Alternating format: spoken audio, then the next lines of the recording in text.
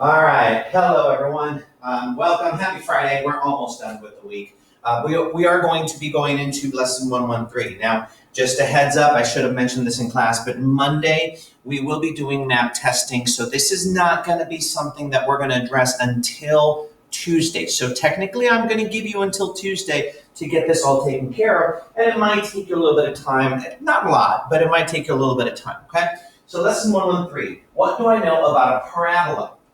Investigating the graphs of quadratic functions. So in this chapter, we're addressing a lot of different functions, and we're going to talk a little bit more in the future about them. We're introducing today quadratic.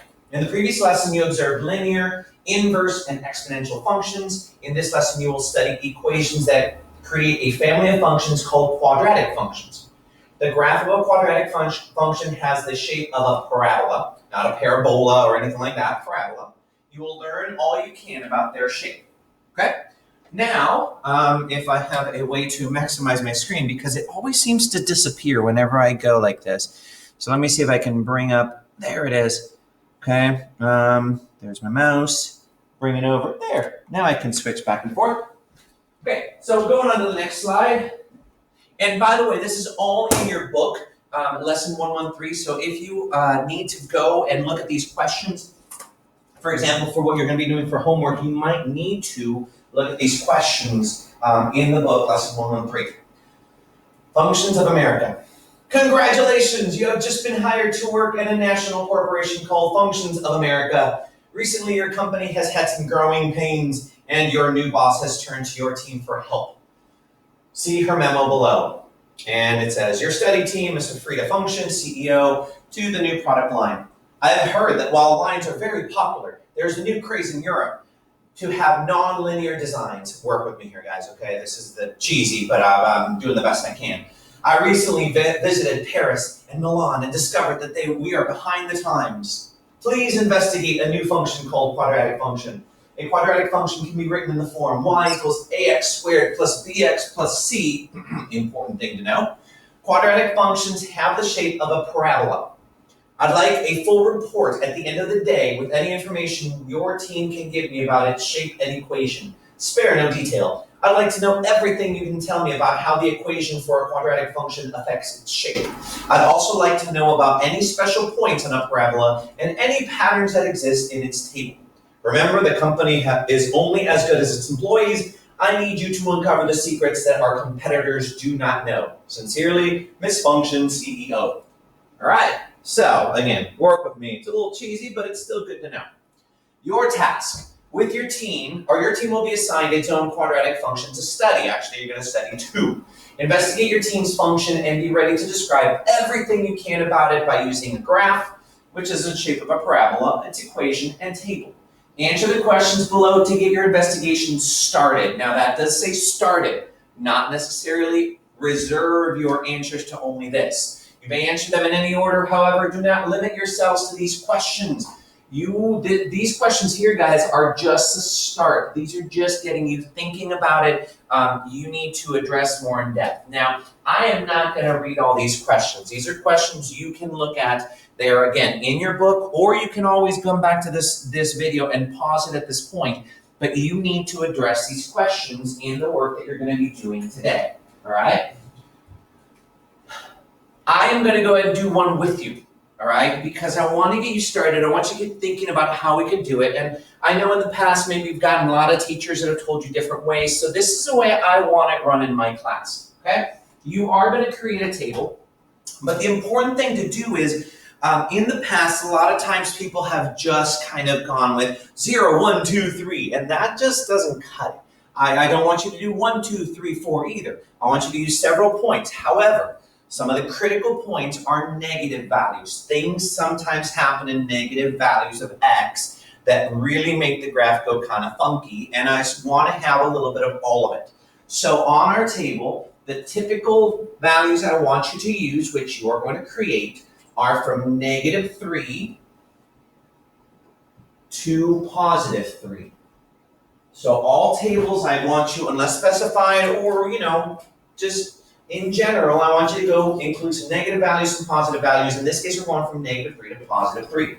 And what you're going to do is take these values of negative and 3 and plug them into your equation for the values of x, and then get the values of y.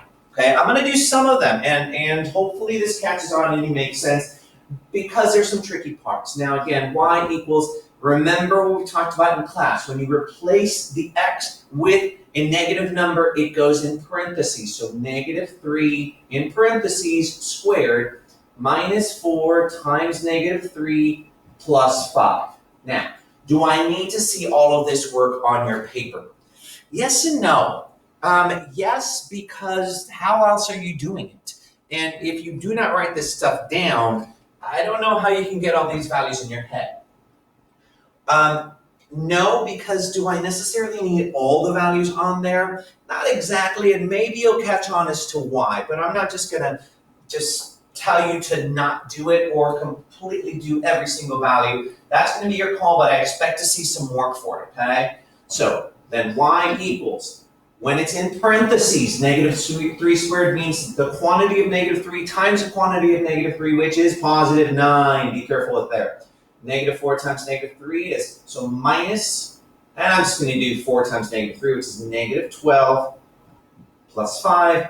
So y equals, and remember, rules of integers, so that becomes a plus positive. 9 plus 12 is 21, plus 5 is 26. Okay? So that gets me the value of 26. So when x is negative 3, y is 26.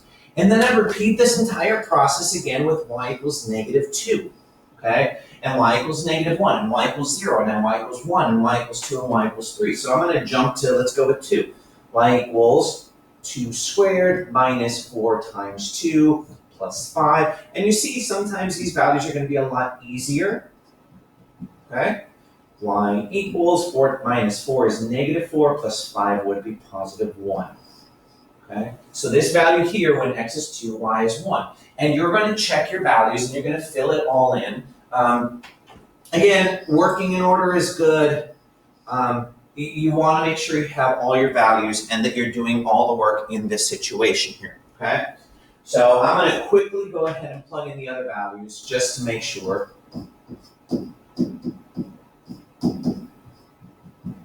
Okay, negative 2 squared would be 4. Minus 4 times 2 is negative 8, plus 5, okay? Y equals, oh, this is interesting, plus positive. Then I get 4 plus 8 is 12, plus 5 is 17. Okay? Replace, redo, same thing, every time. Negative 1 squared minus 4 times negative 1 plus 5. Okay? Negative 1 squared is 1, minus 4 times negative 1 is negative 4, plus 5, 1. Okay, plus 4 is 5, plus 5 is 10. Ooh, 0. Wait a minute. If I've got a value of 0, let's see what happens here. 0 squared, negative 4 times 0. Oh, 0 squared is 0, negative 4 times 0 is 0, plus 5 is 5. Do you see how I kind of shortcut that one? Now again, please be careful with shortcutting. Don't get too cocky about it. Don't be like, oh, I know everything. I can just skip everything. Not necessarily, okay? But do use your brain and abilities that you have. So 1 squared is 1, minus 4, plus 5. 1 minus 4 is negative 3, plus 5 is 2. 1, and then last one we're going to do is 3. And again, this is kind of a tedious process, but I'm only assigning you 2. So that is something you should be able to do okay and in not a necessarily long amount of time. Okay? 3 squared is 9, minus 12. Plus 5. 9 minus 12 is negative 3 plus 5 is 2. Interesting.